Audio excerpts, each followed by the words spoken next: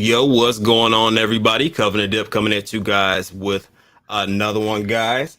Hopefully, everybody's feeling good out there. Not the best market conditions in the world, but definitely better days coming, guys. We do have a special guest in the back that I'm going to be pulling up first. Let's see what we got in the building first. Stevie, what's going on, my brother? What's up? What's up? Definitely appreciate you for stopping by. Randolph, what's going on? Miss D Nice, how are you feeling today? DNA, what's going on, man? I appreciate you guys for stopping by and being the first early few in the building. Let me go ahead and pull my guest in here. What's going on, Mr. Bird? How you feeling today, man? Hey, feeling great. How we doing, everybody? Thanks for having me. Coffin, this has been the second time being on the show, and it's a pleasure to be here. And Of course, yeah. Yeah, man, I appreciate you for coming out. What's going on? What's going on, Arthur, man? See some people coming in, man. So definitely appreciate you for stopping by, man. So definitely had to have you on when you opened that space and you started to have like a really controversial conversation that I felt like needed to be had and heard all around, to be 100% honest. It's just there's so many different concepts and theories as far as cryptocurrency, and a lot of people, I feel like you kind of explained, they kind of play the blame game rather than kind of looking for the original source. So if you want to just run back over a couple of things that we were kind of touching on in that space, man, because I would really like to have more people hear what you have to say about your views on this situation, as far as like shilling, you know what I mean, stuff like that. So now, today, there's been a lot of situation, and you guys that are in the space, and you know how it is, right? It's always the pointing the finger and this and that, and I do feel like there's a lot that needs to be done that could have been done to prevent some of these rug pulls. Sometimes it may be so that the person that is talking about it, the influencer, the shiller, could have done their homework, but me personally, after doing this for so many times and have dealt with so many different projects, and I do realize that no matter what you do, a rug pull is going to happen, right? You could prevent one or two, but there's always going to be this rug pull. And what I hate is the fact that people, walk away with millions of dollars, and we left fighting amongst ourselves. We left bashing each other, fighting each other. And it's been months and months and months. There has not been any solution. But the only thing that's been going on consistently as our wallet keep going down, as we keep losing money, is the fact that we've stayed fighting amongst each other. And yesterday, not yesterday, the day before, I got into a confrontation. Not even a confrontation. It was actually a buddy of mine, right? And we used to talk. We used to do things together. And next thing you know, he posts something on Twitter. I'm like, yo, why like you could reach out to me or whichever. And he felt like he didn't want to talk about it. So I got ticked off. I went online and actually addressed the situation. I'm like, yo, what is going on, bro? But at the end of the day, to the point, I even call him a racist, and I do apologize for that, because at the end of the day, a man you gotta represent yourself the right way. You gotta really make sure that you show him respect. And I honestly, I'm not in the man's heart, so I can't really say that. So I have to be a man enough to say, listen, I don't what I said, it was out of line. Although he was out of line too on that aspect, but that doesn't even matter. One of the things that today I talked to him about, because I spoke to him today, I was like, yo, you know what? We all from the same place. We want to do the right things.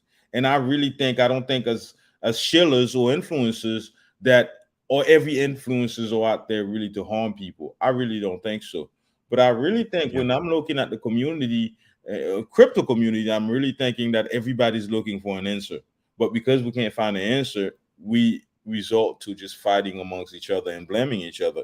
But what I always say, I say, listen, think about this. If I'm a dev of a project and I rug pull, right? I walk away with hundreds of thousands, if not millions of dollars. Nobody chased me down. Right. And one thing I was talking about today, I said, listen, whenever you're trying to solve a problem, you start at the roots. What's the roots of the problem of these rug pulls? Shouldn't we be looking at where these contracts are being launched at? Like the Uniswaps, the pancake swaps, and those are the things. In my mind, I'm sitting there thinking like people are completely ignoring the fact that Uniswap launched these contracts. And I understand the decentralization. We cannot have a full decentralization where nobody's being held accountable. And I feel like an influencer cannot be held accountable because that brings no solution. You can tell this influencer should do their research from here all the way till next year, and they could actually really do their research from here all the way till next year. It's still not, what's up, John? It's still not gonna guarantee you at the result that you're looking for, which is not being rugged. And we can sit Right. here as content creators and telling people, hey, you know what, you should do your research. Guess what? There was people, somebody on the Twitter space I had. He's like, yo, there's 95, 96% of people that are not in crypto who are speaking to them, because at the end of the day, these people are going to come in. They don't know how to do their research. Yes, sir. So why are we sitting here talking about the same thing over and over and over again, but we're not looking at the real problem? So now, like I said, you start at the root of the problem. These contracts are being launched on Uniswap, PancakeSwap, or whatever chain that they're launched at. Are there any type of regulation? Because the government don't have to regulate you, but are we regulating these platforms where these contracts are being launched at? No, we not. Have anybody, put any pressure on Uniswap? Nobody does. But people are putting pressure on these content creators, which are pretty much promoters and marketers, as if they're supposed to know better. No, they're not the one doing the rug. They may dump on a project, which I condemn that as well, but they're not the one running away with millions and millions of dollars of these investors. But how do we prevent that? And this was my thought process today, which made me start this space earlier on Twitter, is because I'm like, let's talk about the real solution. What can us as a community come together? Can we come up with some ideas of how to address things, how to come up with a real solution? My idea was, hey, if a project hit me up to do a content, whether I'm doing it for free or paid, listen, the community have to vote this and that. But there was a guy on there, his name was Brandon. He actually reminded me of something that I thought about months ago, but I never really act on. It was more so of, the launch pads, focus on launch pads. Because if we're talking about Sato Mass, Dojo Swap, whatever, but we know some launch pads have a better process, a vetting process, strict vetting process before they launch a product. Now, guess what? The accountability goes on to that platform that is being launched at, because they have customer service. You could reach to them. They have a vetting process where we don't have to do so much of our research. We could go based on the research that Sato Mass have done or Dojo Swap have done, just for an example, right? So I Right. don't Right. know. This is how I actually got into the. I didn't, until you messaged me, Koff, I didn't even know you were in the live, bro. Because when I'm talking on these spaces, I'm pacing around. My phone is just sitting there somewhere. Oh yeah, you got the earphone. Okay, I guess. Yeah, Okay. Yeah, you I going set in. Look, look, my look. headset, bro. That's like you zoned in, like you zoned into what's going on, and you just there for the moment. So look, I heard so many good points within that, and I do see often that people kind of play the blame game. I see also Omar is saying that something that might help us out a little bit will be the TARP reader also, which is actually the AI is actually doing some information right now. Which the TARP reader I feel like will be great, which will be a way better version of the token sniffer, you know what I mean, goes a little bit more in depth. So I feel like that would help a little bit, but that still does not help with people's intentions and kind of what the sentiments of the people are that are investing into the token. because a lot of people, I like, as I told Bert in the space itself, a lot of people are upset because of recent rug pulls, which there was just a rug pull today. Yeah. You know what I mean? So people are losing money left and right, and they want to recuperate funds somewhere. So even if it's a legitimate project, I mean, that even makes it a little bit better to some people, just because they feel like it'll run for a little bit, just because it is a legitimate project. So people are looking for those different spaces to where, like, people used to be looking for long-term investments. Now they're looking for fast-paced funds. You know what I mean? Like, they're looking for ways to pick up on money fast in these places where we used to invest for long term. And I So think no, go ahead. Go ahead. I was going to say, and I think that can still be done. And I think that's still a thing. There's still a lot of opportunity out there to make a lot of money.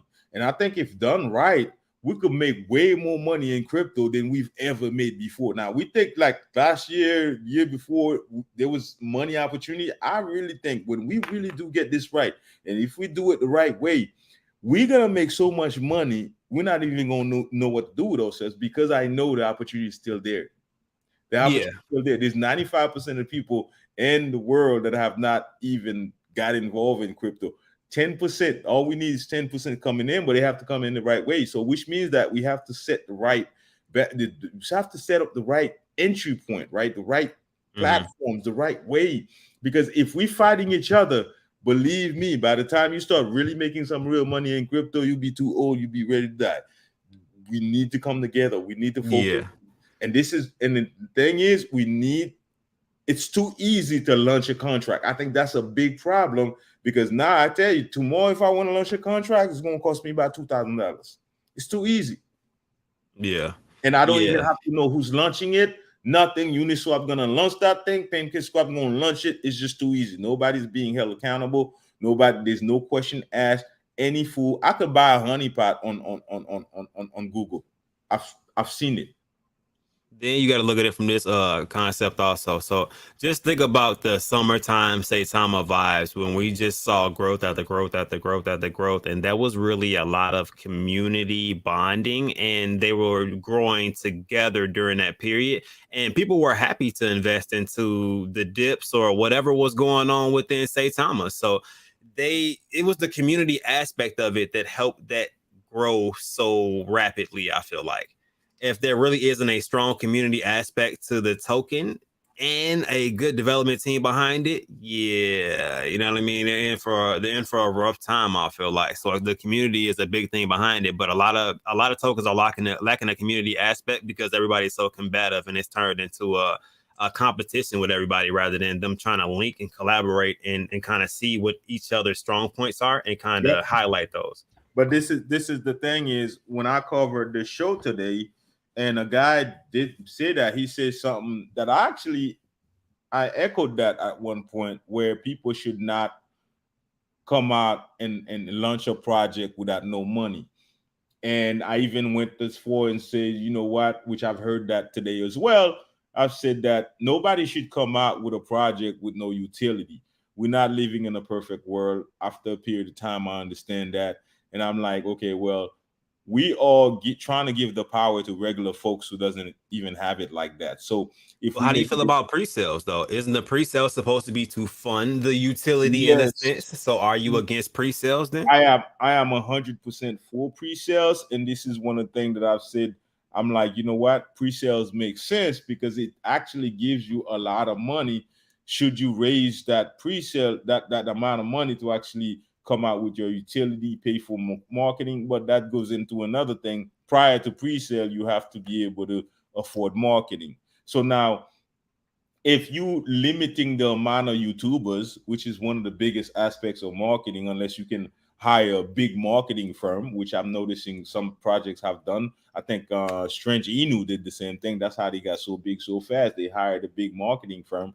But if you like minimize the amount of YouTubers channel that a project can have access to, because you don't like this YouTuber, you don't like that YouTuber, actually it's really hurting the space, because a YouTuber's channel that a project get exposed on has nothing to do with that YouTuber. It's just you want more eyeballs, more community, more people talking about, more content being created about that project. So when people are bashing these YouTubers, you're really making it hard for these projects to grow, because you're limiting the access of content creation that they would have. And Facts, there's facts. not so many YouTubers out there talking about crypto like that. There's not really so many. So this is another thing that I notice people don't think about. When you see out here bashing, let's hold these YouTubers to a higher type of standard. Let's kind of help them as a community. Hey, say and not say that you pump and dumps, you promoting pump and dumps. Well, how about we? That's what motivated me to do what I did today. Let me create a space where the community could come in and give me ideas as to what they want from an influencer. Yeah. So, like Corey said, he's saying there's not too many credible YouTubers.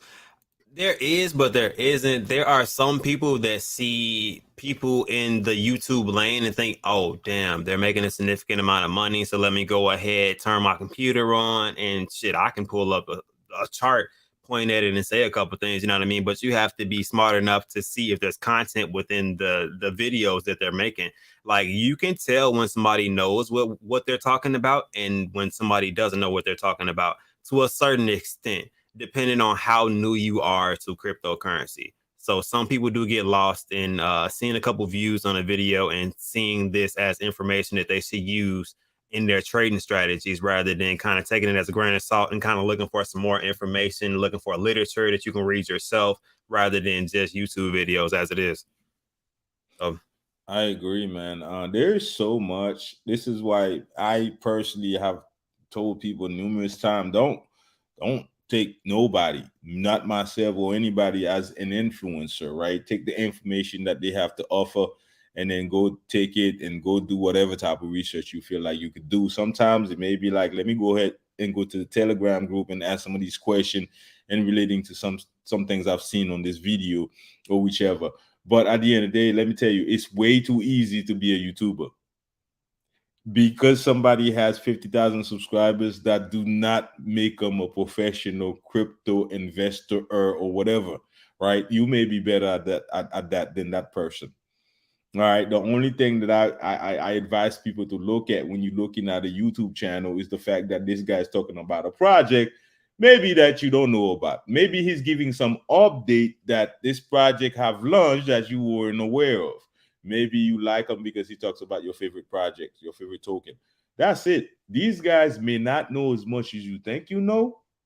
So at the end of the day, it's like it really boils down to you. No matter how much you blame a YouTuber, you're gonna get rug pulled if you don't, think of it the right way. So it's hard, man. It's hard. Like, but the only thing that I will blame YouTubers for, like influencers, is the fact that we're not coming together in a way to actually figure out a solution. Instead, some of us are going about their own business, and no matter how much the community complains, you got people that keep doing the same thing they've been doing for the past 6 months. And I'm like, yo, community's complaining, they're losing money. Like, we gotta do something. We gotta talk about things a different way. And like I said, this is what led me to do what I did today, and what led us here on this let me here in the show tonight, on your show tonight. man, I'm gonna put it like this: like as you know, I stay out of the middle of the drama where things I could say just because I have an opinion. I don't, you know what I mean? Just because all that does is stir the part further. I feel like, and then it gets more eyes on you, but not in a positive light, in a negative light. So Yep. rather, I really want to go out there and you know what I mean? Like, oh no, it's this and it's this, and it's like there's a bunch of people that also have an opinion. You know what I mean? Because everybody's entitled to on a public platform. You know what I mean? Which turns into an argument because you know how text messages start. This is not a verbal conversation. This is through a social platform, so Yeah. it never gets interpreted the correct way. So I stay away from it. Look, John knows. Look, I hate drama. Period. You know what I'm saying? Like that's not my thing. I am here to help people generate money and to generate money myself. Because if most people do not know my story, how I even ended up here was not by chance, was because I got injured. You know what I mean? Which sat me down. I'm a strategical thinker and I'm an analytical thinker. So this wasn't hard for me to really sit down and kind of focus myself to try to figure out things that were going to benefit me. And once I learned such knowledge, I just tried my best to kind of depict that to the crowd that was listening to me, whoever felt like they wanted to listen. I'm here to learn with you guys and to also share the knowledge that I've learned throughout my journey, because I've learned so much. Once you see the back ends of some of these tokens, how they work and how cryptocurrency really is, and you kind of figure out what this does and what this system works like, it's interesting, man. It is a messy game as far as cryptocurrency, depending on what cryptocurrencies you are dealing with. And usually the average investor comes in on like crypto.com or like Coinbase or something like that. So you end up investing into like blue chips and you don't understand about violent swings. So when you come onto the other side of the fence and you run into some of these smaller meme coins or smaller market cap coins and start getting wrecked and not understanding about cryptocurrency, so many people get deterred. So I don't know. My goal was to put out as much knowledge so we can, you know what I mean? We can Smart stop as much investors. of it. You know what I Yeah. mean? Be smart investors, pretty much, but you can't help everybody. You could aim to, Yeah. save as many as you can, but you can't save everybody. And for me personally, this has been my mindset. It's like, yo, listen, I want a bigger idea. I want a bigger something some people could benefit from. And sometimes that leads you into trouble.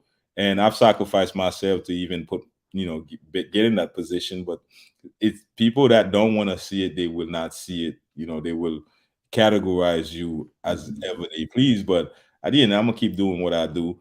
One thing I would tell people is that, like I said earlier, look at the roots of the problem, right? Okay, why do you get KYC, right? Although some people say that don't mean nothing because people can, but at the end of the day, that company that you KYC, they have an information. I'm like, why the pressure on not being put even on these companies that have these information to chase down whoever is in charge of this money? Some people need people to question when there's a rogue pool. Right. Okay, this is why I like pre-sales, because at the end of the day, you're gonna get KYC by somebody, especially if you're on Pulo that I know of. You're gonna get KYC, and there's information out there. And I'm like, we need to start chasing these people unless they're in certain type of country, especially here in America. I know if somebody got your information, we can get it. They could take you down, but we're not doing that. Like Strange Inu, very strange that they rug pool today. But what's most strange is the fact that we don't even know who these guys are. And I'm pretty sure they got KYC. But who has this information? Nobody's looking for the people with the information so we could know who to target. But instead, the YouTuber who actually were doing their job, thank God I ain't ever talk about that project. But at the end of the day, I got to keep it real. Like the YouTuber who's doing their job, they're the one that's getting attacked while somebody's sitting out here with who knows how many, what was it, 200 and something ETH? Yeah. A lot of money, bro. And you attacking a YouTuber. I don't care how much a YouTuber got paid at that time. It's like, listen, there's somebody sitting with $2 something million, who know how much money, Right. just chilling, and nobody's looking for him. Nope. And on that note, look, we're gonna bring another smart gentleman into this conversation, make this a round table. What's going on, Crypto Marco? I don't know if you are Yo, familiar yo, with another yo. smart individual here. No, I've never heard. Hey, Marco, What's how you doing? up? How you doing, Bert? It's finally nice to talk to you, man. It's a pleasure here too, man. It's always good to be around like-minded people. Yeah, look, he's definitely another level-headed person. He has a YouTube channel also, and does content. I believe you do. Is it mostly for Shuna? Is it? Yeah, Shuna in Uverse. I've been branching out, covering a few other projects, but yeah, mostly Shuna. And Bert, actually, I seen your video on Shuna was the first video I actually came across, my guy. Right, right. Yeah, I actually heard about Shuna through you. Oh, it's not. Tell Yeah, you, man, yeah. I covered a lot of projects just for the heck of it. And guess what? I didn't have a bag. I don't have a bag now, but That's I did. crazy, man. I thought you had the biggest bag of No, Shuna man. then. Let me tell you, people looking at me thinking I got a bag on all these projects. No, I just did it just to do it, bro. Like it's a lot of Shinja. I could have How been about rich of Shinja. I was the first person to cover Shinja, and nobody in Shinja even knew that I just did it, and then that's why I knew Hey, Cliff. low key, look. I know you found it early because I saw you in the Telegram when I was look? sneaking in on my burner page. Listen. Also, bro, you the reason that I actually checked out Sinja. I seen a post from you one day on Twitter, and I was like, man, what's this, bro? Let me check out Sinja. And bro, oh my God. Man, boy. That's what I like to hear, man. It's like That's why I said it's a pleasure. It's a pleasure to actually talk to you, my guy. thank you, man. That means a lot, bro. Like that's why I do it for, man. That's why I got into crypto when I was in my truck. I got into crypto because I found a way I wanted to share it with people. And when I hear this, it's like, okay, you know what? My job it means something. It's not about the money. I've had projects that hit me up on a daily basis. They're like, yo, can you do it? Sometimes it's like kind of hard because I'm like, I don't know how to charge you, so I end up doing a lot of work for free. But the community don't know that, because they don't know. Once one project rug pull, it becomes your fault, no matter what your intentions were. They don't Yeah. know that. Yeah. And now I'm Oh, finding it I upon agree. myself to step up and say, you know what? What can we do? I'm not getting paid hundreds of thousands of dollars doing what I do, but I'm still feeling like I got a responsibility to do something, do something more, because I don't want to be dragged into a path that I know I don't belong. You know, No, I love to hear that, man. I love to hear that just for the simple fact you basically saying that, it's not about money. You out here, trying to educate, trying to put people on game. And before I hopped in, I seen a few comments talking about like people charging this and that. And yeah, I agree with that. People out here are charging this and that, but they're not putting no one on game. They're not teaching you that at the end of the day, what are you like gaining? What are you gaining? What just finding out the project name, like that it exists, but you're not learning. You're not learning about these wallets, the contract. You're not learning about Dex tools. You're not learning anything, bro, they Nope. got, they You got learning, look, just real quick. You learning all of the information to do what? Entice you into want to buy that project. And once you get enticed into want to buy that project, you see an increase in it. The FOMO is created. Man, you might have just dabbled at first. Now you might actually be throwing a little bit extra in there, not paying attention to support lines, resistance, anything that you're supposed to be paying attention to as far as the chart, which is losing you money in the long range. Because if you end up trying to hold that long term, what happens when all of that hype dies down? The chart goes down because somebody hyped it up, you know what I mean? And that's the reason that it's up right now. And of course, that person on the low man wins. Same thing with football. Yep. That low man is going to be that person that's going to take profits and start that kind of downfall effect to that hype, you know what I mean? Rather than having that organic, which influencers and YouTubers, I feel like can incite an organic effect to charts also. It depends on what type of information you're feeding people. You can feed people that make you want to buy things and hold it until volume comes in, or you can feed people information that makes them want to hold it long term and dollar cost average into a project because this project is that good and the catalyst, I can see a future for it. bro. Exactly. One of the Go person ahead, that Bert. came into the space, he's a TA guy. You know Hobbs, right? I Yes, don't, sir. That's my boy. Yeah. yeah, I don't really know him like that, but you got to give respect when respect is due, right? And I think my boy Shane too, he's okay at that. Like these guys could tell you when this thing's about to dump.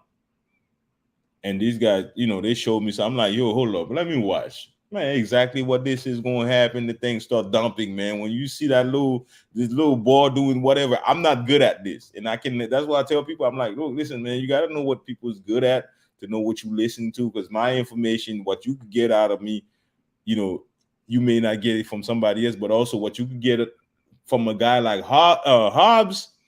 You may not get it from nobody else, but everybody, you have to get the information from many different places, and then you could create your own perspective, your own understanding, so you could know how to ape into a project or whether you should or should not. Yeah.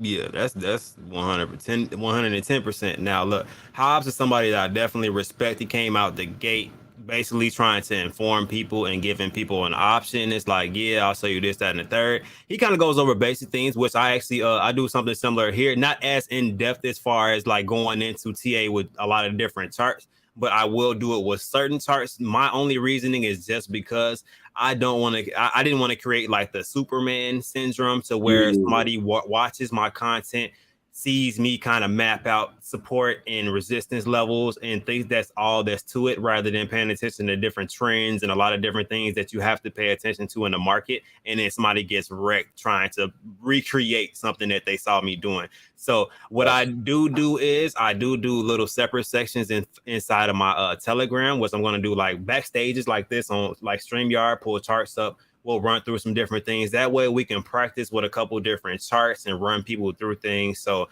they can get more familiar with looking at charts and paying attention to different things, looking out for different news trends and things of the sort. So we can become better investors rather than, you know what I'm saying? Because I don't have no pump and dump group. You know what I'm saying? You know what I'm saying? And you know, Carl, for the people that are not or that don't know, and one of the easiest tactics that I've realized, it's gonna take a little bit more work, but I've realized this, right? Whenever there's gonna be some stuff about a project, there's always something going on in the Telegram group before it happens. There's always, Facts. I know this, there's always some funny talk, some funny conversation that's going on that creates some type of uncertainty where the dev cannot even step up and, you know, kind of like fix everything. Like there's always something. That Telegram group, guys, is so important to pay attention to, because in my view, it really starts with that Telegram group to see how the conversation is going. The moment the conversation is going funny, for me personally, that's the time where I'm like, okay, how much money should I start taking out? Because I'm not understanding what's going on.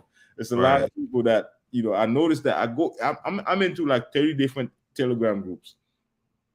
I've gotten rug pulled up probably like 10 or 15 times between there over the course of 6 months. So I've seen the same method. And then now it gets to the point where you start paying attention to the Telegram group so much to the point you're going to notice that, so it seems like this dev is the same dev of this project because they all communicated the same way. There was a couple months ago, 3 projects came out. They were being ran by the same dev. Nobody could tell. Look, they might be master dev like they were saying before, but hey, real quick, Omar said as a YouTuber it's mandatory to be able to read contract, also give content like a teacher and not YOLOing an AMA. So I definitely agree with this one. Kinda, you know, kind of. So it depends on what type of channel you have. I feel like, you know what I mean. Like some people are not the best at looking at contracts, but if you have a cryptocurrency based channel, I do feel like you should have knowledge of cryptocurrency. Just because if not, then what are we kind of doing? You know what I mean? I agree if it was a perfect world, a regulated world. I agree. If it was a regulated world, and this is why I tell people, what's stopping you from becoming a YouTuber? The only thing stopping you is you not flipping your phone and turn it around and hit record. And then when you finish recording, press upload. Right, but does that mean that everybody should be YouTubers? I feel like there's been a big rash of YouTube channels coming out, but as we know, there's always been a big rash, but not everybody survives. Like the fact that you have to remain relevant in cryptocurrency, just like the crypto itself. So does the YouTuber has to remain relevant.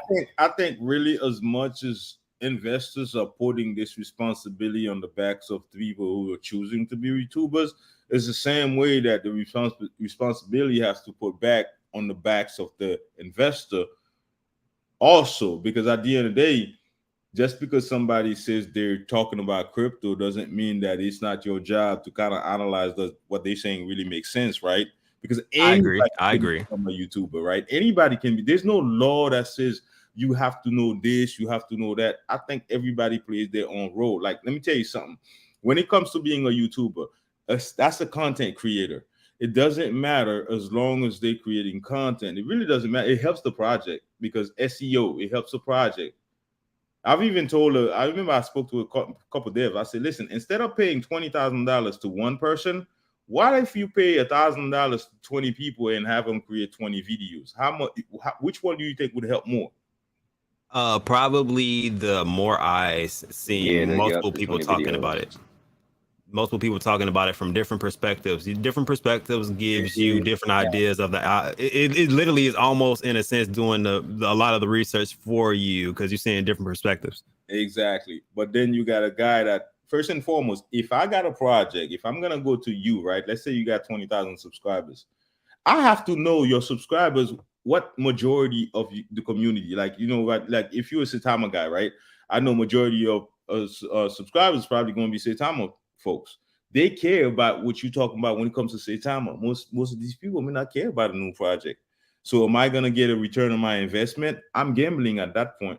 So if you look at that majority of these big YouTubers, like say for instance, Jake Gagan, your pop is more Shib. Jake Gagan used to be more Saitama back in the day. And you will see when these guys got a new project, they don't have too much views. They do have views based on their subscribers, but compared to a Saitama or Shib, compared to the old views, I get what you're saying. To what they naturally do. Yeah. So do you get a return on your investment? Because most of these people, they don't care about new project. They care about Shib. They care about you stand for that community, and that's they you know, but people don't think about this. Even devs don't think about this.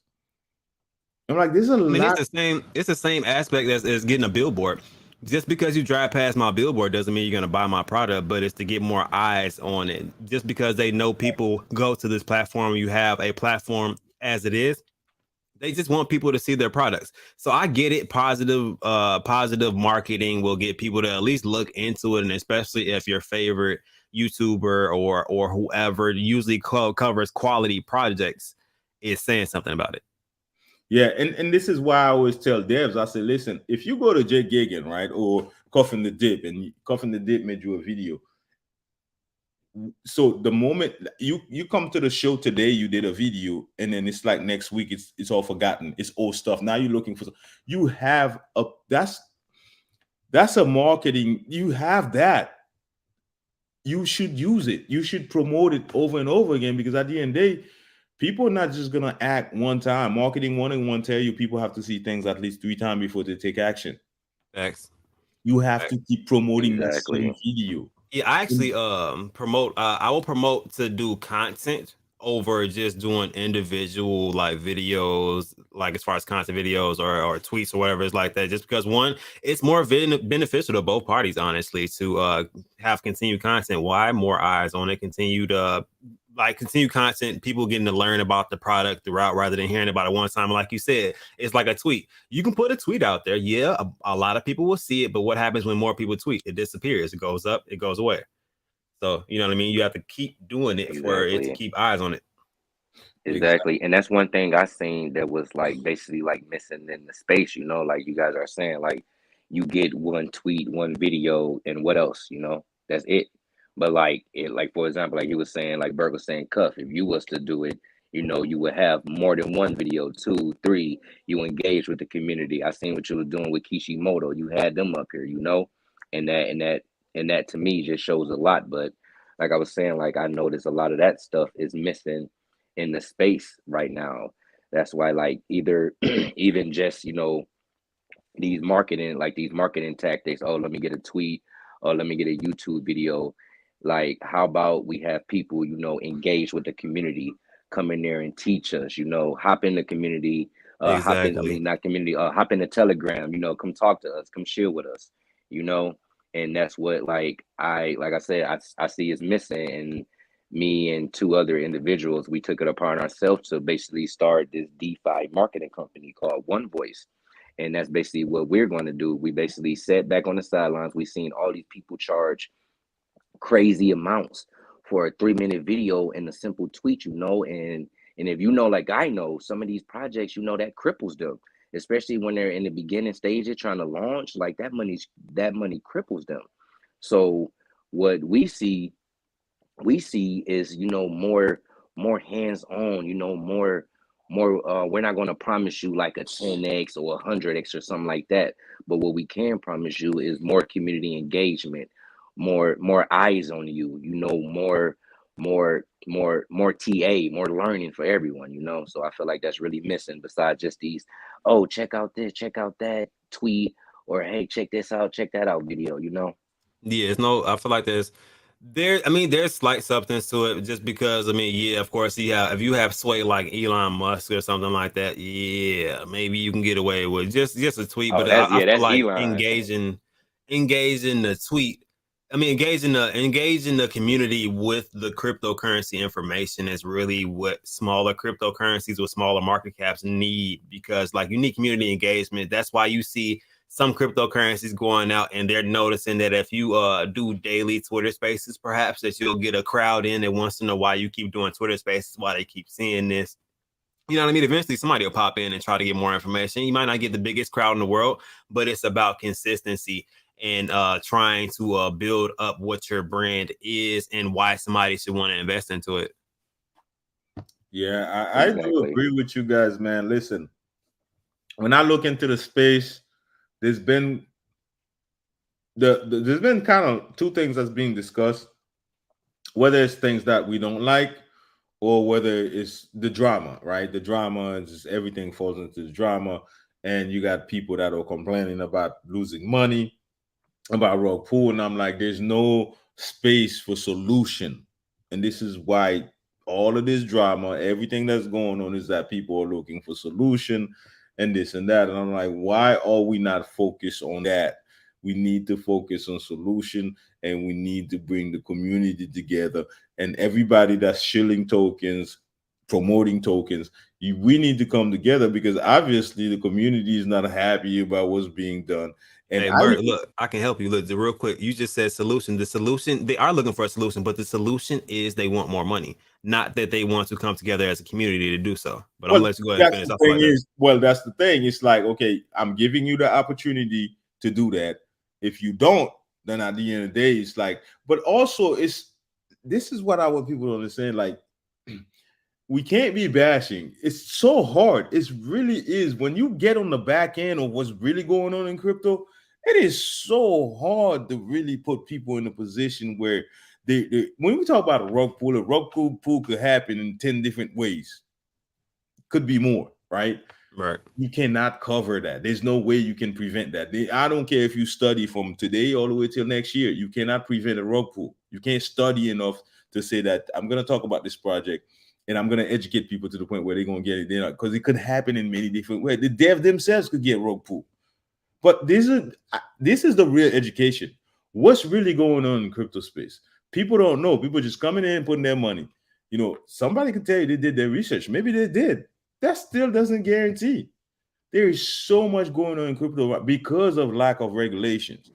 Like I told you guys, Uniswap, PancakeSwap, I can launch a contract. Anybody could launch a contract, right? Hey, man, Yeah. look, one more question just before I forget, because I meant to bring this up beforehand. So, with that being said, do you think it is a red flag for cryptocurrencies to come out and not be able to afford marketing, or feel like they have to kind of I don't know. I don't want to say go the organic route, because some people go the organic route because they want to, but some of them do it just because the marketing funds are not there, or they have to do a pre-sale to get marketing funds. So beforehand, the marketing is rocky.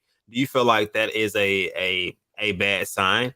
Because a lot of people would say that maybe that would say that they don't have the funds for if there is any errors within the situation. So if the chart does fall down, there's no money for it to buy back and kind of stabilize the chart if that's not part of their contract, or you know what I mean? If anything comes up within there to where, you know what I mean, they're just not trending as much and they have to pay for they should have had money to pay for marketing or something like that. So how do you feel about a small market cap token kind of having those type of issues? Can I answer it real quick, Bert, Go before ahead. you Go go ahead. into it? Go ahead. Go ahead. Just so what I learned in the space, and a lot of stuff like Bert was saying, like if you really knew what goes on in the crypto space, like only if you really knew. And I'm just starting to learn, I'm just starting to really realize, because I'm rubbing elbows with different devs of projects, I'm having talks with them and they're putting me on game about different things. But for a low market cap project, and as far as with marketing, I guess it just depends on like the tokenomics, the tokenomics, like the sales tax. I feel like if the sales tax is low, then and the marketing is low, like I don't see it as more long term. Yeah, And people may look at that like, oh, I want a low tax token. I want a low tax token so I can get in and out. Okay, that's fine and dandy. But where's the longevity in that project? exactly. Where are they going to get these funds for the marketing? You want Dex2s, right? You want Coin Market Cap, right? You want your favorite YouTuber, right? Well, guess what? That costs. And if they got these low sales tax, these low marketing, that's not going to happen.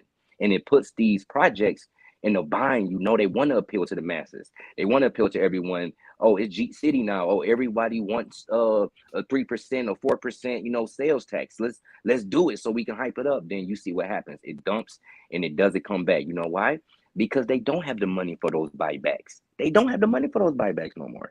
They thought they were going to do it well with a 3%, 4%, 5%, and it just doesn't happen that way, And so I feel like with these low market cap like projects, they need all the money they have for marketing, They don't need to be going out here paying 37 ETH, 25 ETH to just one marketing person, whether that be a YouTuber, a Twitter influencer, or a marketing company, Like I feel like that cripples the project. I feel like they should not saying do it organically, but me being in some of these projects, I see a lot of things can happen organically. Just for example, me, I reached out to 2 call channels, just like communicating with the guys. Next thing you know, I got them on board just to call two, not call two, but call projects for me, like just making that connection, So, and that was organic, and that was free. That was free from me. No marketing from the core team, no nothing. So I don't know. Go ahead, Bert. No, I think yeah, you said a lot of good stuff there, man. And I think pre-sales are important. Fair lunch is good too. It all depends, but I think marketing plays a big role, the biggest role into all of this. And I've always told devs, and I say, listen, your project have a good chance if you know how to build a community around it before launch. That means now you have people waiting to buy in. So how do you build a community with it, with around the project before launch? We're talking about maybe organically. Organically is only gonna bring you so many people into the community. But also you need YouTubers, you need shillers. YouTubers gonna be your biggest thing prior to launch. And these guys, some of these guys cost money. It really, by the time you launch a successful project, although I've said that $2,000 could probably, depends on who you know to do it, could probably launch you a contract. But when we're talking about building the community, it costs to build a community, especially if the community themselves are not out there doing the shilling themselves. They're waiting, they're asking you, when YouTuber, when Jake Gigan, when Coffin the Dip, when this, like, yo, when are you gonna go into Twitter and start shilling your own bag because you believe in this project? No, but people don't do that. They feel like these big guys are but the more thing is, the more powerful marketing is when you yourself is shilling to your community, your own followers, because these people are your friends. These people that follow you, they believe in you. You more powerful than a lot of these YouTubers out there that you sending these devs to go and pay thousands of dollars. This dev could potentially save that money. Instead of paying YouTubers, they could probably pay a big marketing firm to actually do a huge marketing campaign, which most projects cannot afford. But when you pushing them to go to YouTuber this, YouTuber that, well, this week is this person, next week is that person, guess what? It doesn't really help like you really think. It doesn't really help. Look at, like I said, Strange Inu. Like I said, pretty strange. They rug pulled today, but guess what? They went for a big marketing firm. That's why they were able to just get skyrocketed so fast. Unfortunately, they rug pulled, but marketing was really good. It didn't go just directly. A lot of the guys from that talk about Strange Inu, they got that through the marketing firm that Strange Inu used. And this is another thing what I'm talking about when people talk about, oh, you didn't do your research. Some of these guys are not getting these projects directly from the project devs. These marketing firms, big marketing firm they partnered with, are the ones that these guys are working with to get these jobs. Thanks. So there's a lot going on the back end that most people don't know about. It's really every man for themselves.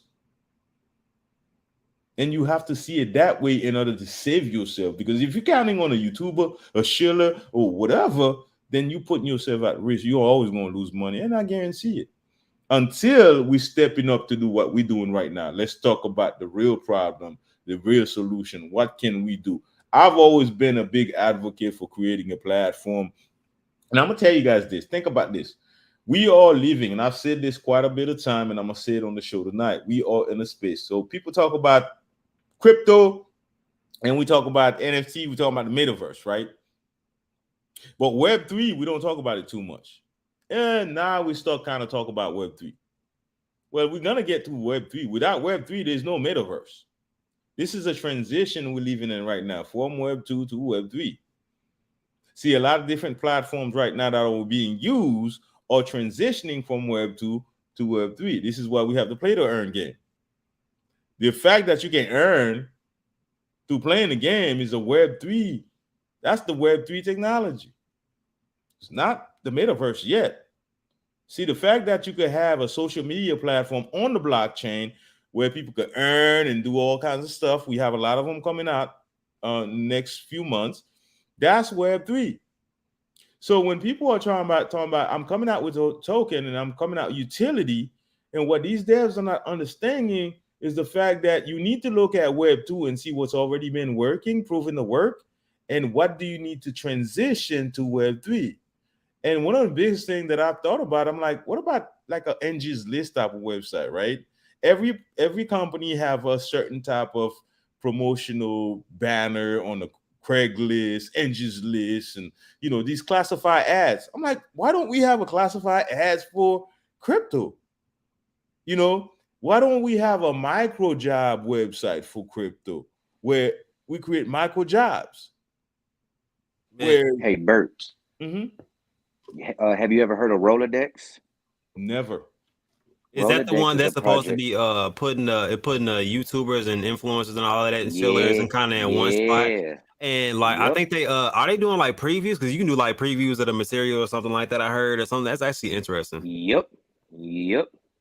So from what you're telling me, there's a lot of projects out there that are doing these things. It's just people don't really know about them.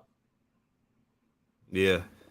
Well, they just started. It's in the pipeline right now. They just launched, like, what was it, a few days ago. So yeah, I think so. Yeah. I think it was like 2 or 3 days ago, wasn't it? Yep. So what they actually launched off of Shuna's platform, Shuna Synergy. They launched off of Shuna's. So, but with them, like Cup said, exactly what you're saying, Bert. Is going to be compiled basically like on Rolodex. With that, you can scroll through the influencers and YouTubers, Twitter, see what you want. Almost like a catalog, man. A little menu. That's nice. Exactly. So that's great. But this is what I want people to see. Transitioning. Web3 is going to allow us to do so many things that we are doing in Web2, but a lot better. And this is why when people are talking about, you see a lot of play to earn game. I'm like, bro, there's a lot of stuff going on in Web2 that you could transition over. You're choosing the game. And this is, some people have said that, oh, well, if you're coming out with a social media platform, how are you competing with Facebook? And I'm like, no, they're not going to compete with Facebook. Facebook is still on Web2. Oh, I'm glad you brought this debate up. So, exactly. Look. So there's two different perspectives, and I see you took one, so I'll take the other. So I let's see if we can end up on the devil's advocate side or the angel side of the situation. So what I'm saying, as far as the social media, just coming from this point of view, you're not competing with anybody, but if we look at current events and prior events also of platform named Red Wave by Wafer. They have a platform that's supposed to be a social media platform. You're actually supposed to earn tokens for using a social media platform, which I feel like most platforms using that kind of prototype probably will have something like that. You get some type of tokens for using it or incentivized in some way to use it. But as of right now, the transaction rate, or should I say the usage rate right now, is very low.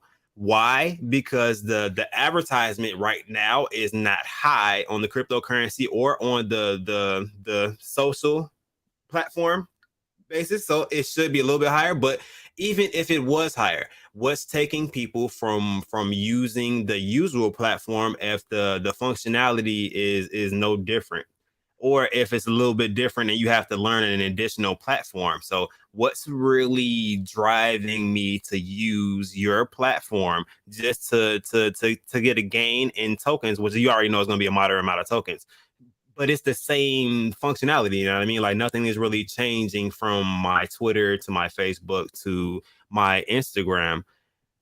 What's incentivizing me besides the small amount of tokens?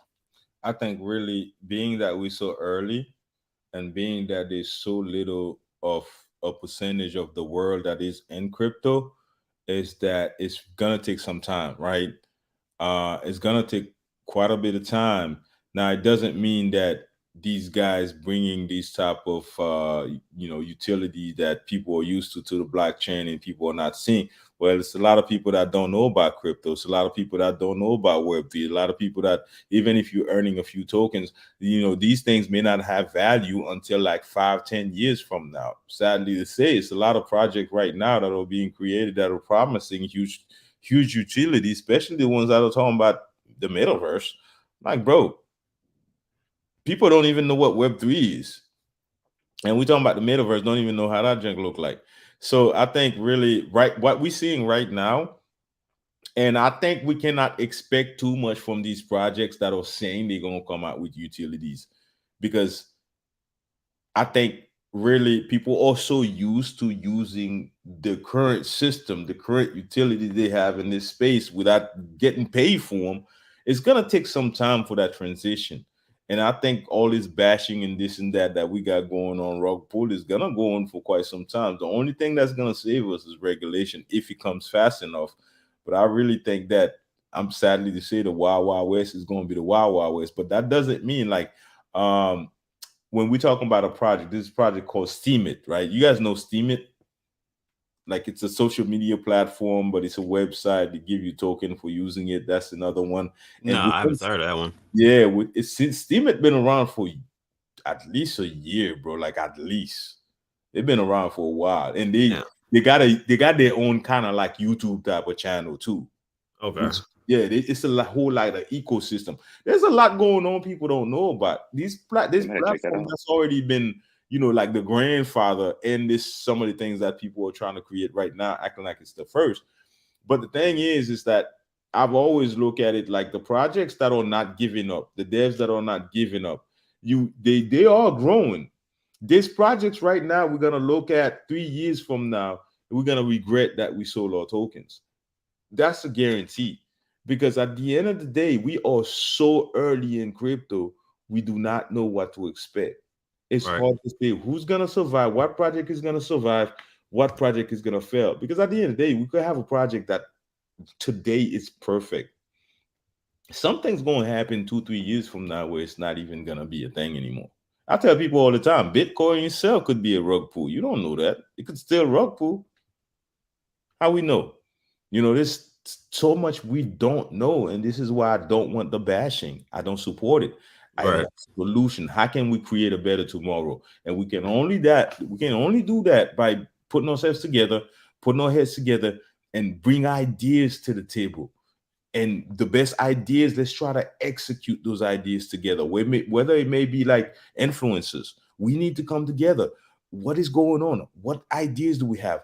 Based on what the community's been complaining about, can we come up with something? And let's show the community that we actually doing so. Yeah. I agree. If we all come together, they can't. It's, bro, and the thing, guys, it's like, this is why I'm like, I don't like about the community.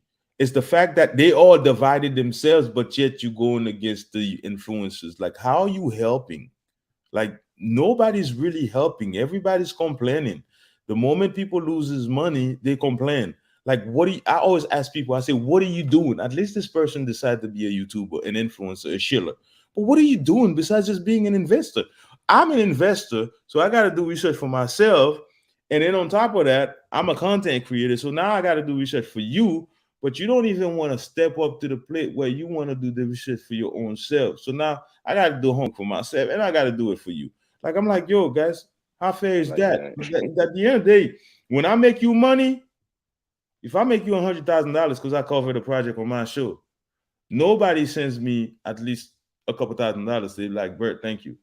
Nope. Now, I don't want that, but we got to be logical here, people, because people feel like at some point in time, somebody done sell people the idea that somebody's responsible for the information that they're getting. I'm responsible. This is not, nobody went to a YouTuber's university, influencers university. Nobody owe you nothing. This is what I'm trying to tell people in this reality. Nobody owes nobody nothing. This is DeFi. We ask for decentralization.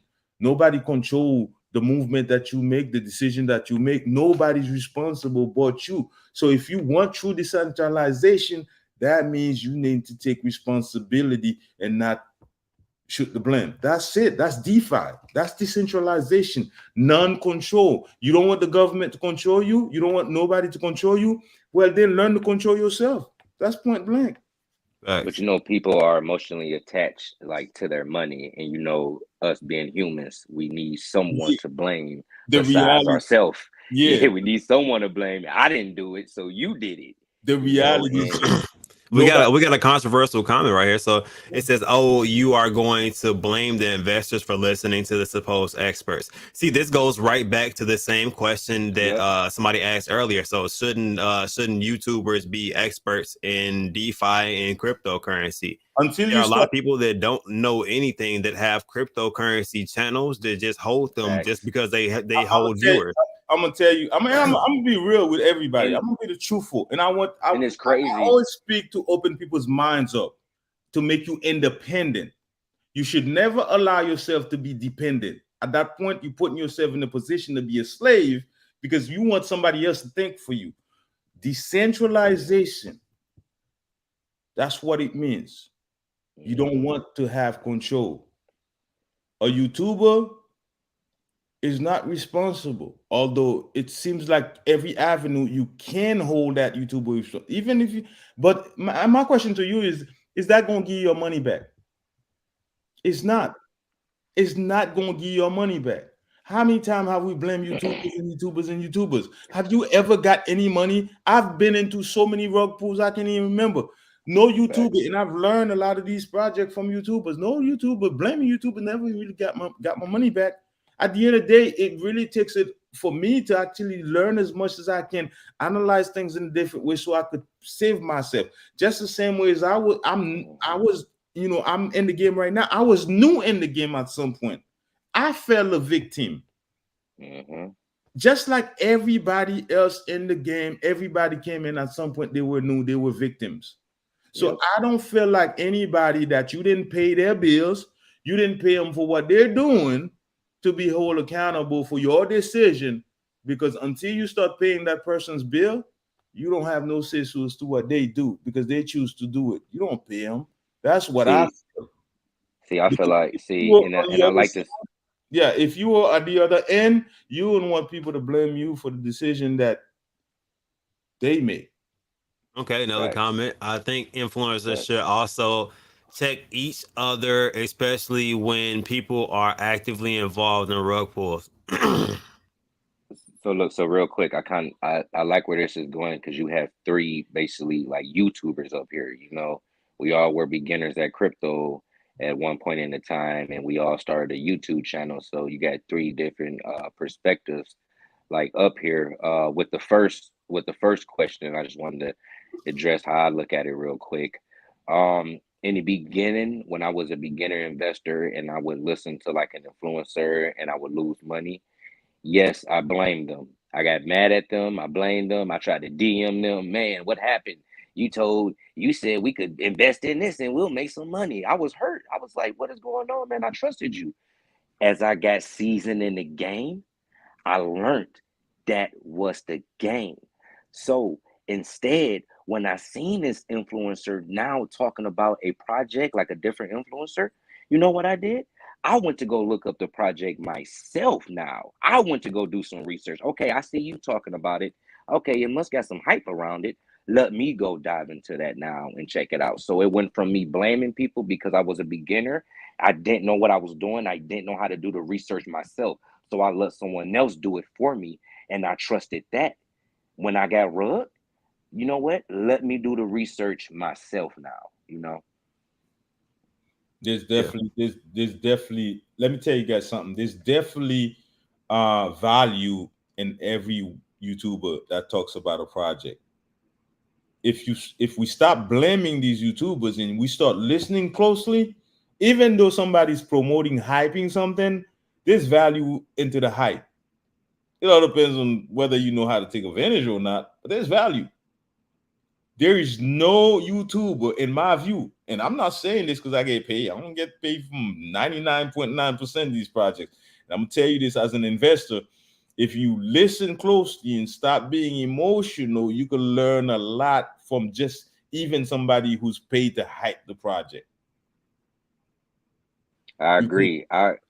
People listen to the people not knowingly, because I didn't know a lot of people were getting paid to talk about projects. But now coming up in the game and like seeing different like YouTubers and stuff, I feel like they are overlooked for the bigger names. And we spitting fire out here. We giving people the exact things they're asking for, but they're not Facts. looking at that. They're looking to bro, make money. They're bro. looking for that 10x. I'm going out of town filming shows, bro. This is one thing that I've done. I was very proud of. I went to San Diego and shoot a whole show, like a convention, bro. And I'm Nice. like, I don't even get no credit for that, bro. I did that for free. And you know the crazy thing, when I got there, they were supposed to have a lot of people pay for streaming of that show and that NFT event. What happened was they had some technical difficulty. Those people paid their money, they couldn't watch the show, so they had to give everybody their money back. But because we were there streaming the show, everybody were able to stay home and watch the show. And we didn't know until this lady walked up to me and be like, "Oh, I found you." I'm like, "What do you mean?" She's like, "Yeah, I found you. My husband told me he's watching you at home, and they paid for the stream. That's how I know they had some issue." And then the next day we went back. The guy was like, "Man, we want to thank you." I'm like, "What are you thanking us?" He's like, "Yo, you don't hear what happened yesterday. We had an issue. A lot of people paid to stream and they couldn't see it, but because of you guys, they were able to see it. But on top of that, we were able to meet so many amazing people and brought the show to people's houses." And for me personally, this is what I want people to see, what we do, and look at every YouTuber for what they really do, but don't look at influencers for the rug pulls that have happened. I don't care whether they get paid or not. Man, this thing has nothing to do with a YouTuber. Now, the only thing I'm gonna tell you guys to blame these guys on is if I'm sitting here pumping and dumping. Like, you know what? Like, I'm pumping this thing, I'm sitting out here, blah, blah, blah. Because everybody pump their own bag. But if I'm sitting out here getting all you guys to come in and invest into this project, and by the time and I'm dumping, I dump my whole bag on you, yeah, that's just not fair. But there's still certain things to argue within that, statement as well. That's just to let you guys know there is so much into crypto. It's just Definitely.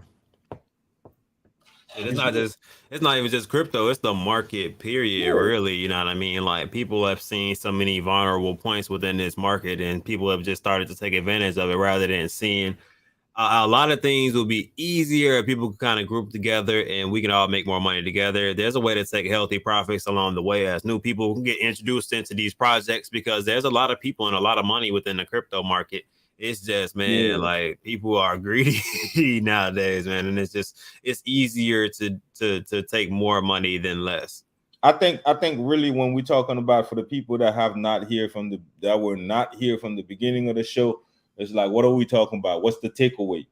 I would tell you this. What led to this show is the fact that we were talking about solution and we were addressing the community about what do they think that they want the solution to be as far as influencers. How do they want influencers to shield project? What type of change would they need?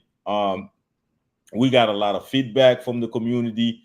We had some great ideas as well, which led to this show about this topic tonight, which I think this is something, especially on the Twitter space, people don't have. We have the dramatic spaces.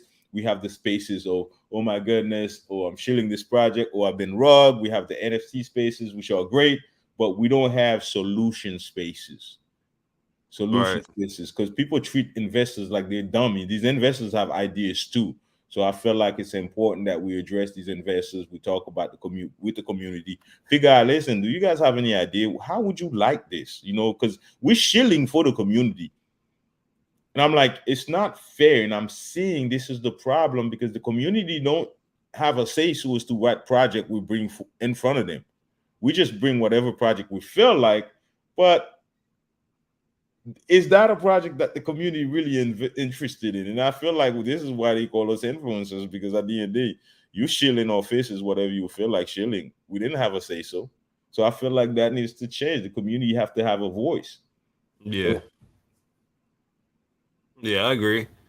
I mean, the market is volatile. People have to get used to and learn that, and that's just a part of cryptocurrency, and that's never going to change. People are never going to stop looking into their wallet and seeing, damn, I just made $1,000 or $2,000 more than what I put in, which is unnatural for some people and might even be somebody's paycheck for the month.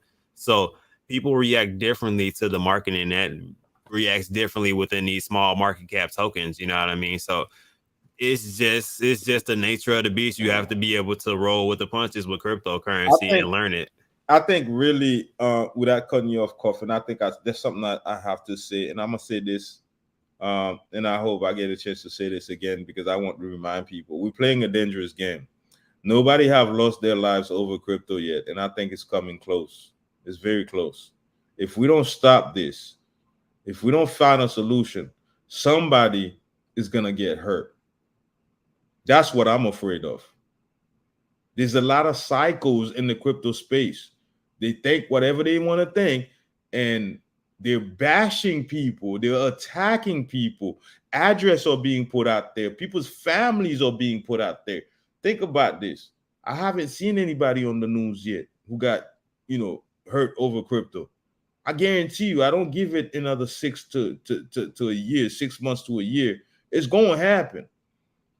Now, while we sitting out here worrying about the couple $100 that we lost, think about the lives that we have not lost yet because of this nonsense we're doing. I think that's more important than any type of argument we're having right now. Me personally, that's what I'm afraid of. I don't want nobody to get hurt over this nonsense that we're doing. Nobody talks about this, but it's coming. And I see it. It's close. Yeah, definitely a lot of feelings within the situation, which is specifically what people kind of preach not to put into their investments, their emotions. But that's exactly what you do when it comes down to money. You get emotional over that situation because this is your financial your financial future there. And That's you know pretty the much going crazy on. thing is, Koff, the people that deserve to get hurt are not the one that's gonna get hurt. Because like I said, the people that stole your money, he's going to be in Aruba somewhere sipping on pina colada. Nobody's chasing them, but we're going to be the one hurting each other.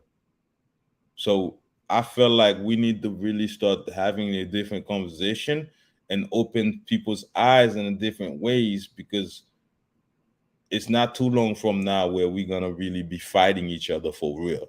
I feel like that's facts, because I feel like if this was a situation to where we did that Vegas event now, just because of how high the tension is, there's no real way of knowing how things would have kind of went. You know what I mean? Like it would have been up there. You know what I mean? Like, and nobody knows nobody. So everybody knows that tough guy from the internet that knows what you look like, but you don't know what they look like, and they just have to act on what's going on. It's like everybody is not as vulnerable as you think. You don't know as much information about all of these people that you see on YouTube as everybody think.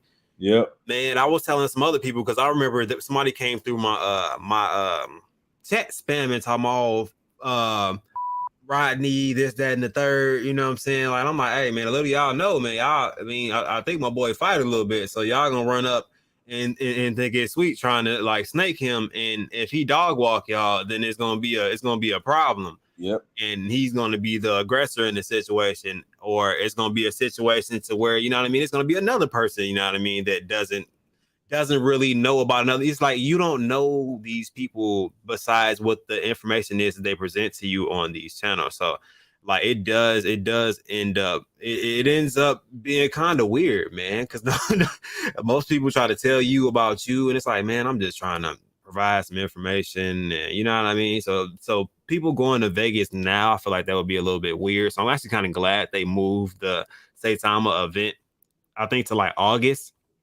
just because tension's way too high. I hopefully a bull run kicks in, people are way happier with money, I've noticed. That's true. That's true. So what's going on with the Saitama V2, man? Uh Kind of changed the narrative of the conversation a little bit because I don't know too much about that. Yeah, Uh no. The Vegas event was fun as I don't know what. I'm just saying the negative energy that is around right now. Like you said, somebody possibly, you know what I mean, taking things too far and adding emotions into the situation. You know what I mean? Like just being around each other in general.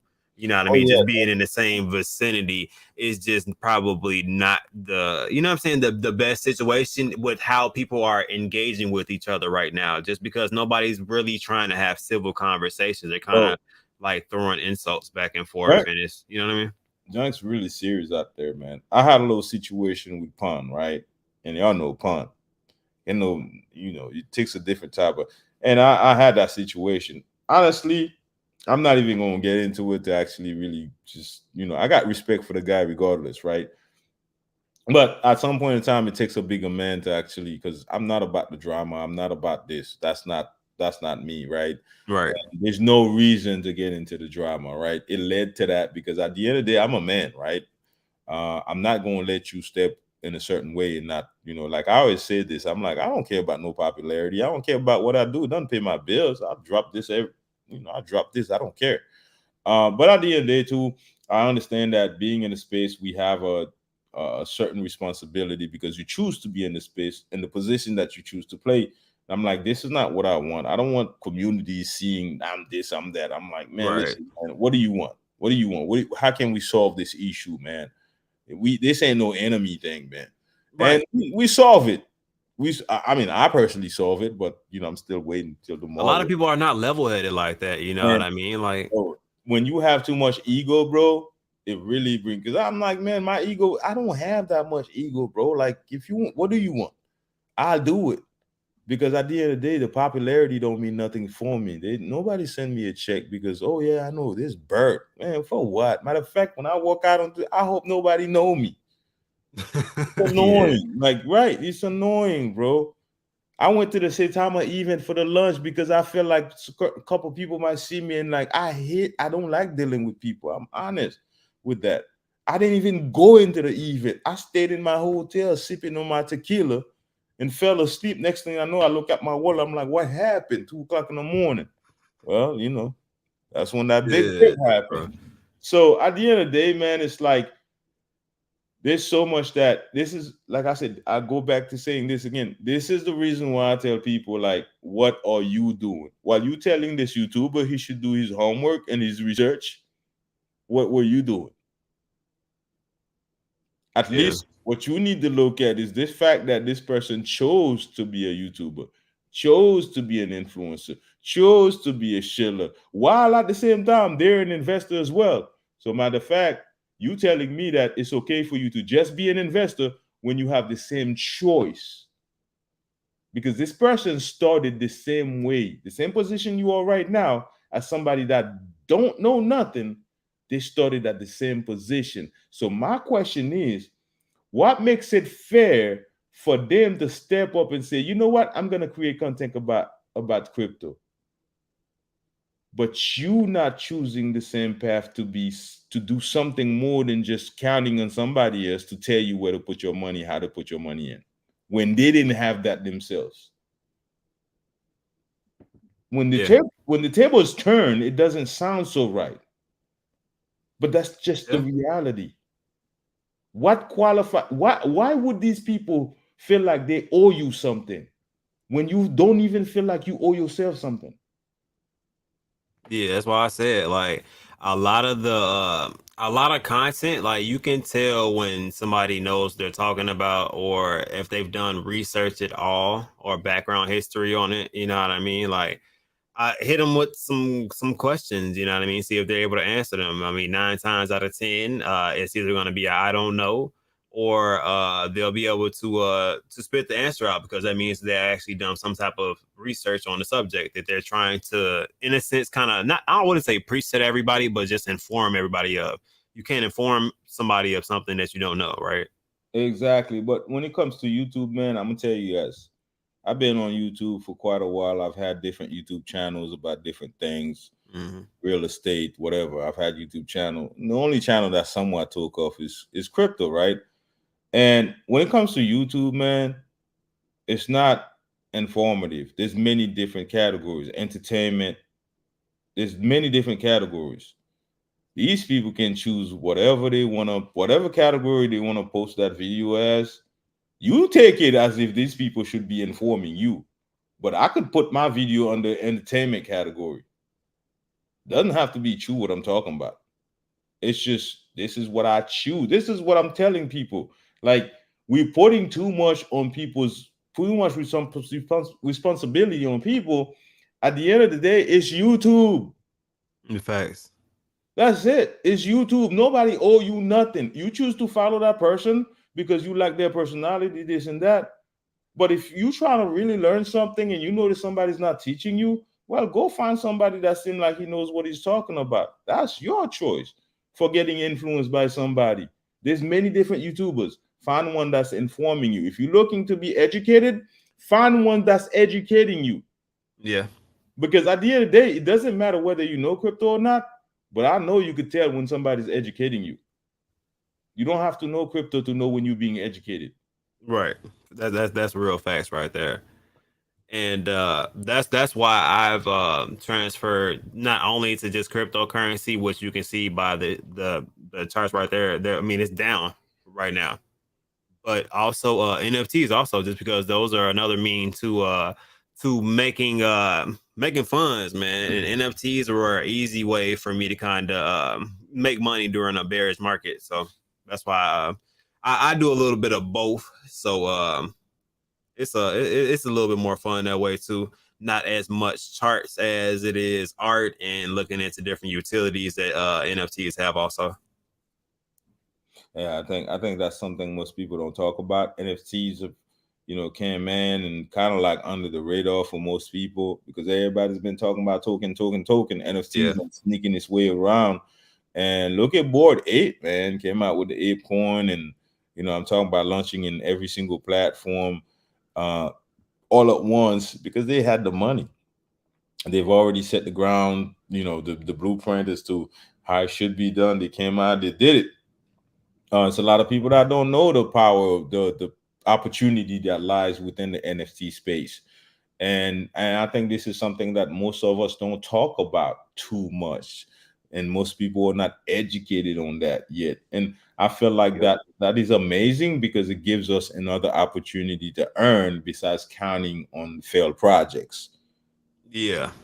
Or even focusing on your bag, whether you diversified or not. If it's a down and bloody market, it's a down and bloody market. You know what I mean? Like that's just what it's going to be all the way around. There will be some that run, maybe some that just launch or pre-sale or something like that. But like if the market's down, normally the majority of everything is down. But NFTs still seem to make it and then raise as a floor price. I should have bought into one that came out. It was 0.25 to buy it, and it ended up running up to like 30 ETH within like a 3 to 4 day period. So I definitely felt the way from 0.25 to like 30 ETH. I'm like, man, I could have, you know what I mean, roll with that wave, but you win some, you lose some. But yeah, man, that was not happening within cryptocurrency. I wasn't seeing those type of raises. See, bro, hey, you heard about? I don't know. Maybe I don't know if you heard about it. Like Coinbase got their own NFT. Yeah, NFT market. Yeah, right. That's crazy. And there's this other NFT that's launching soon. They may have launched already. It's called Psst. And they're supposed to have like a huge community. It's like literally, it's called Psst. I was gonna ask you, Mike. It's called what? No lie, bro. I'm like, spell that. No lie, man. I went and looked. It's PSSSS D or something. Or something like that. And I looked them up and like, man, these guys got a huge community on Twitter. You know, they had a huge following, man, and you know, I'm just now, dibble dabbling into the NFT space, and I'm sitting there like, what the heck, like. Yeah, there's some real stuff going on in the NFT space, man. It's a lot of project. I'm looking forward to whatever is going on with Coinbase marketplace. I think that'll be something definitely that could provide people with a lot of good opportunity to get in and make some good return in their investment. But we'll see. Yeah, man. I'm not gonna lie. I've definitely made some decent money as far Oh, as NFTs and and then the nodes, bro. Like the nodes, that's another thing. Like most people don't even talk about. You heard, you guys know about the nodes, right? yeah, yeah, That's something that we don't even. I'm just not trying to get in and kind of like learn and this and that. That this is extreme passive income from some of these nodes, like the strong nodes. Some people may have heard about like these nodes are giving you like anywhere from $3,000 to $5,000 in passive income. Obviously, it takes probably the same amount of money to get one node, but there's a lot of nodes out there that are giving some good passive income opportunity to people that may, so I'm just saying this to let people know these are the things that you could go look into and study. yeah. Crypto is not just about Mhm. buying tokens. There's so many ways to make money in crypto. Facts. It's not even funny, man. What blockchain Yep. technology? There's a lot of different things you can get into. You can find your way into making contracts if you go through the proper channels. Like you can do a lot of different things to where because cryptocurrency is going to be the new thing. I feel like. Oh, definitely, man. And this is why somebody can only tell you to do your research. They can't tell you where to start, where to end. Nobody can tell you this. There's just so much going on into crypto.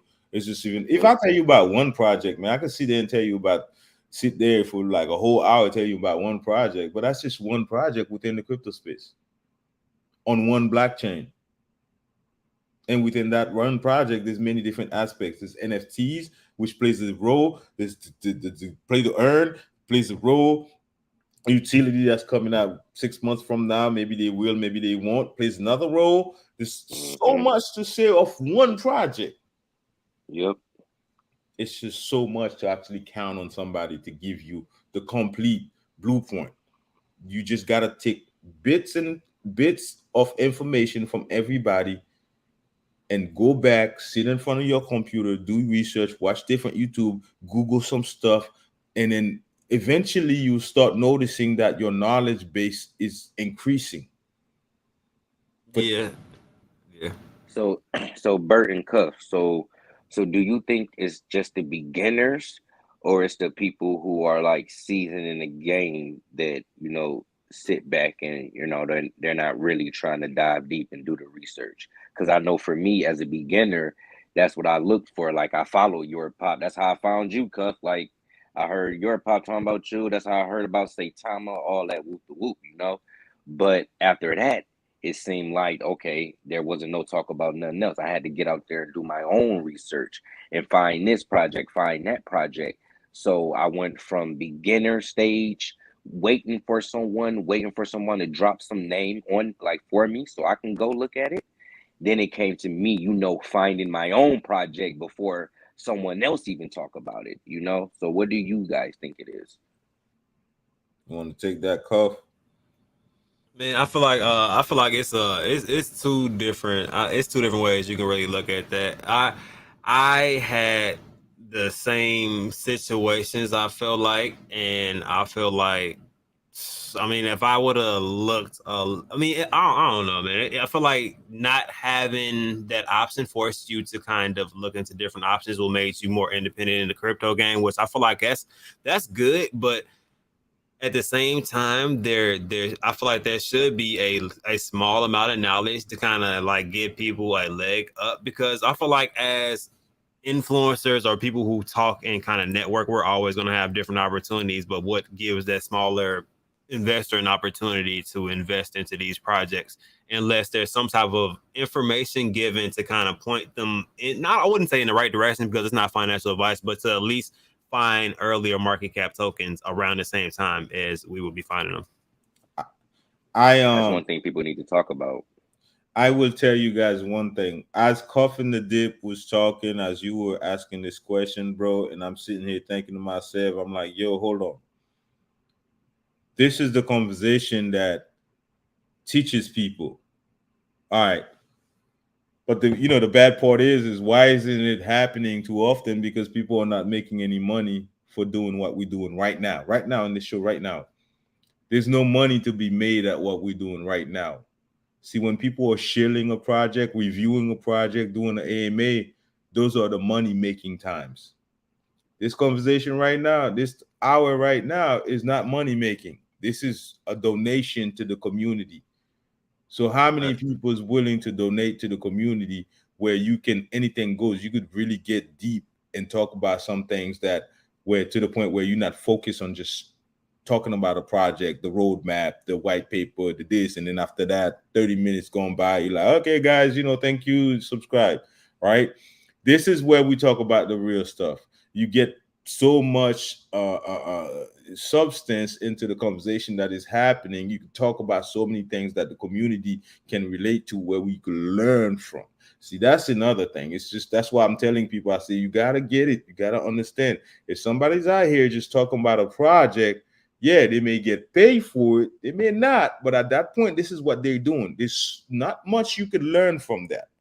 You need to find these type of conversation that's going on YouTube, and you need to engage as well, ask questions, and you need to find these same type of conversation that's going on in the Twitter spaces or Clubhouse. Clubhouse is really good as well.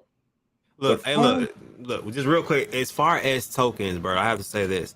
I think I would feel a little bit safer knowing somebody get paid and possibly talk to the development team versus going to like live new pairs and trying to find a new cryptocurrency to try to invest into. Because other than that, what do you have besides a Twitter post or something that somebody promoted? Then that's probably the scam. I'm not gonna lie to you. Those ones that are usually promoted are the ones wanting you to connect your wallet to it or something like that. So where do you find these new projects or early market cap projects, whether they work out in the long term or not? You usually find out within the first 1 to 3 months of a project if it's going to be strong enough to withstand, and that's going to depend on the development team and the business plan that they come up with. And that's up to their structure if they're going to hold up to their end of the bargain and do the things that they said they're going to do in their roadmap, or they present as far as on these AMAs or any of the information that we get out there as far as the literature. So yep. That's really my standpoint on it. I'm gonna tell you guys something. Right? Prior to all these AMAs being done, there was none of that. Right? I think the only person that was doing it, that started doing it around the same time that I was doing it, was Crypto Dev. I'm talking about with many different projects. Yeah. But I put that junk on hyperdrive, and I was just talking to everybody and their mama. You got a project? Come on, let go. I noticed that, but a lot of these projects are still here right now. Every single project that I could think of that I've had on my show over the last 6-7 months are still here. They're struggling, but then that's what the community asks for, right? You want docs. I'm like, why are we not investing into the projects that we know for a fact they're here? They're docs. They're not running away. Thanks. And that's another thing too. This is why I tell people like, yo, as an investor, if you're not willing to hold yourself accountable, we could talk about projects that are docs. We could talk about projects that are on docs. What do you want for yourself? Do you want somebody to make the decision for you? We bring you the project that are docs. We bring you a project that are on docs. We bring you the project that are KYC. We bring you so. Now I need to transfer my soul into yourself to make that decision for you. At the end of the day, that's what you really ask me, because at the end of the day, you're not making it fair for me to do what I love to do. Yeah. Because at the end of the day, it's like no matter what we do, you're not happy. Yeah, so basically saying contract, we can go through it. There's not a drain liquidity function. The taxes aren't high. The contract doesn't look funny. Talk to the developers end up docs, they LLC. They have use case out before they even launch. Like there's like it's Sky Token. Yeah. 2 years Sky Token worked on their utility before they even tokenize it. Is anybody looking at it like it's a project? Oh my goodness, I need to run into it. Do people even know what Sky Token is about? No. Because that's not what we're looking for. I've had them on my show for free. And I'm pretty sure I don't know who else has, but they've been out there. There's many great projects out there. How can you sit there and blame an influencer? There's many great projects out there. You not choosing. It's not because you don't know about it. It's because you're chasing that green candle. That's not an influencer's fault. Is every project that they talk about is bad? Have you look at the statistic? Well, unless you Jesus, nobody's perfect. You're gonna talk about a bad project at some point. But I noticed that people kind of forget all the good projects that this person talk about, and you focus on that 1 or 2 rug pull project. So that really signify that person. That's it. This guy is just. But don't you notice that you've been following this guy for a while now? That's not all the type of project. He's giving you options. You choosing the wrong one. There's great projects out there that are struggling that need people to believe in them. They got great utility. Why you guys not putting your money in them? It's because you want to turn $100 into $10,000 within 2 days. That's why we're losing money. It ain't because influencers lying, they're not doing their research. I don't think that's what it is. Be real. Hey, I think there's 2 sides to that. So sometimes I think that it is because some people will take advantage of the fact that, hey, this guy will accept money. And if you will accept money and not look into the background or the fact that this contract looks like 5 other contracts to get rug pulled, you know what I mean? Like that's something. It's kind of hard to say not to take accountability for it because literally I actually had a token reach out to me today. And I told them, you know what I mean? I kind of sent them over anything I had package wise, you know what I mean, as far as content. And you know what I mean, let them know if they were interested, go ahead and let me know. If not, that's more than fine also. But if you do choose to do anything further than an AMA, which I can look into my own questions to you know what I mean, to look up for an AMA, I'll look into your project, I'll read your white paper, I'll really dig deep enough to ask questions that I will want to know as far as an investor. But anything content wise, I do need to see your contract because it was a token that had not released yet.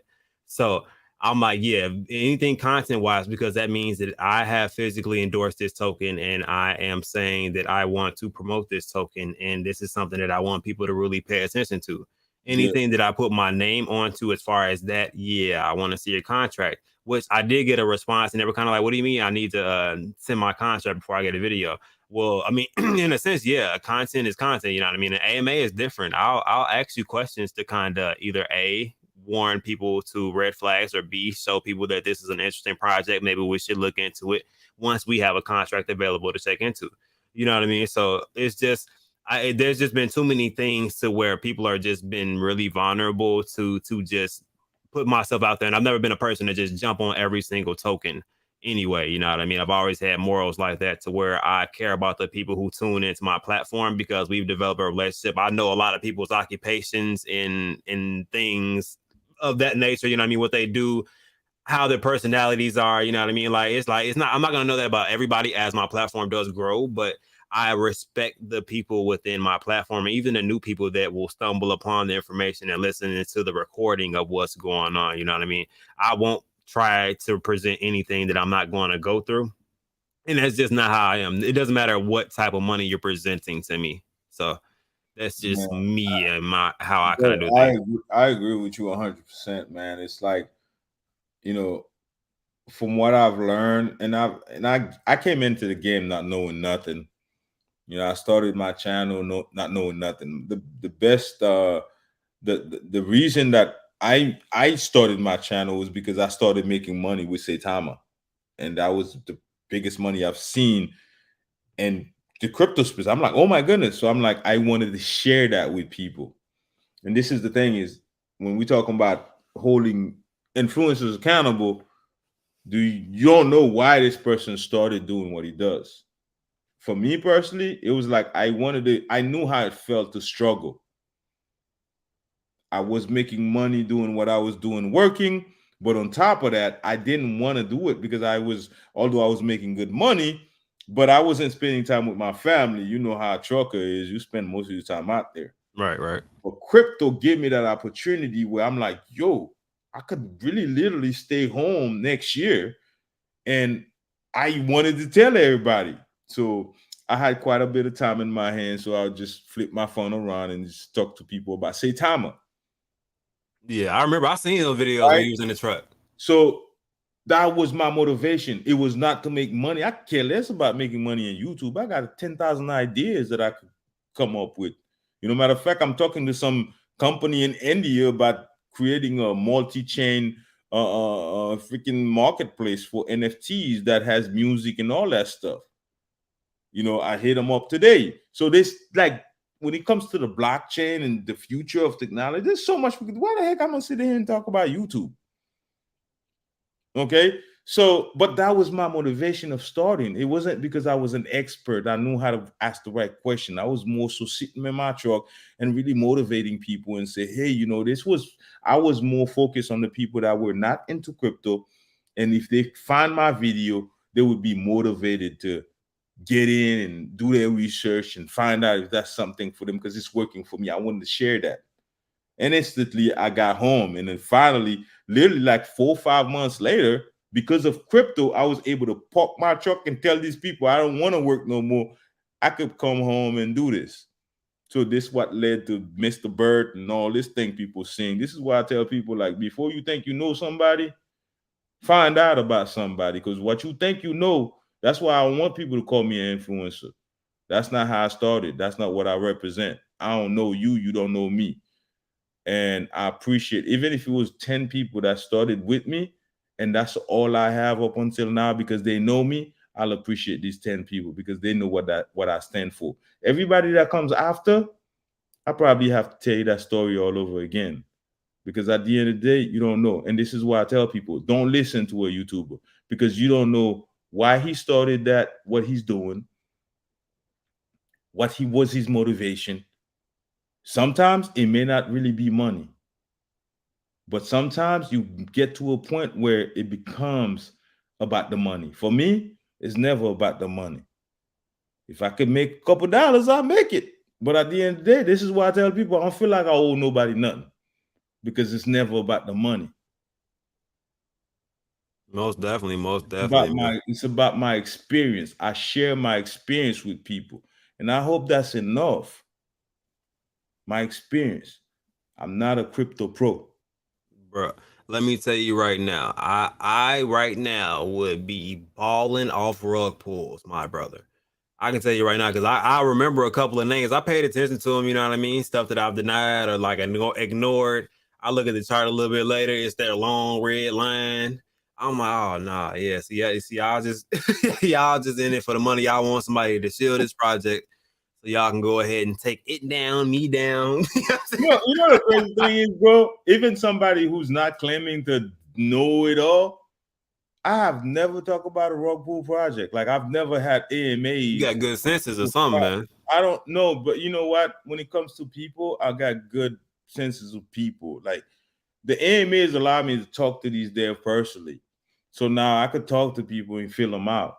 I feel the same. Yeah, I may not know how to read a contract like most people probably do, but for some reason I've been able to talk and I've been able to do this up until now, and I haven't had any rug pulls. You know, the ones that I attack as a DJs, these are the ones I rug pull, like Shira Inu. If anybody remembers Shira, you know, it wasn't something I talked about. It was more so I thought of an idea. I'm the type of person, if I think of something, I'm gonna do it, right? If it kind of makes sense. I was like, yo, these guys are having AMAs on their Telegram, but they don't want to have an AMA on Twitter or YouTube. I'm like, man, what if I take my show and bring it into the Telegram?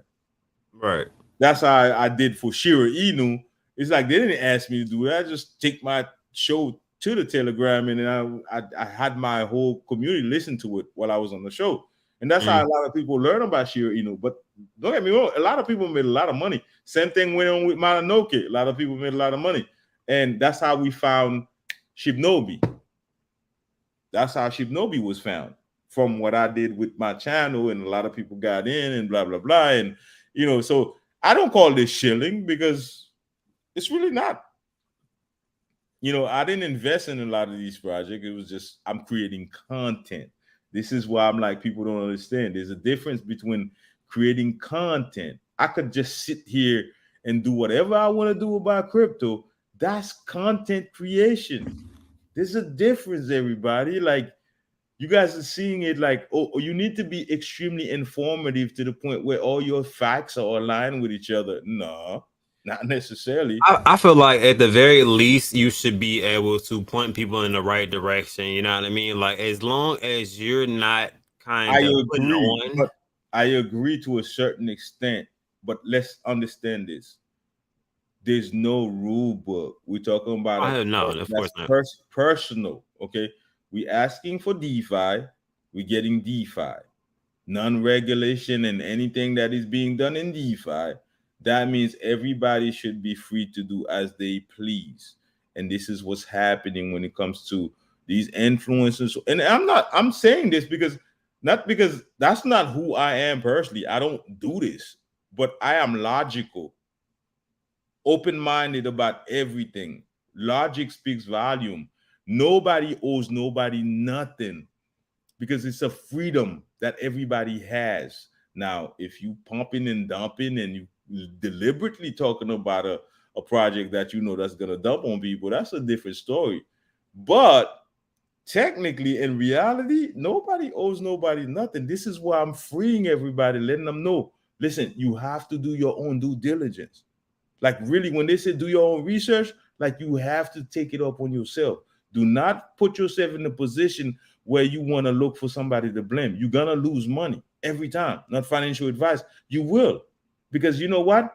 I don't know the reason as to why you decide to be a YouTuber or an influencer or shiller. Facts. Sometimes, yeah, if you don't know that background to them, man, you don't know what the intentions of that person is. But let me check this question out real quick. Do you think projects that fail can be revived and brought back to life and perform better than when they initially launched? So pretty much, will V2s go well? Not all V2s. I do not think so. And that is that's told from people doing V3s. I've actually heard as far as V4s.